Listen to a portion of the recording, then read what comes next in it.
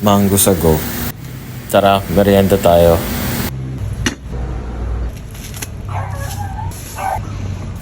Ganyan yan eh. Kapag nagre-record ka tsaka siya nag-iingay.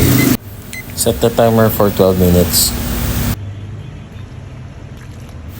Pakuluan lang natin siya hanggang maging translucent na yung kulay niya. Babad muna natin yung chia seeds. Tapos na yung 12 minutes. Actually kulang pa. So pinakuluan ko pa siya ng konti. Set aside lang natin din. Hiwain muna natin yung mango natin.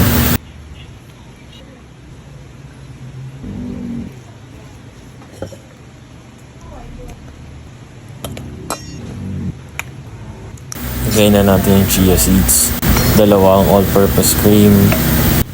Isang condensed milk.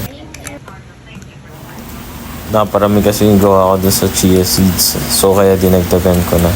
Ilagay na natin yung sago and then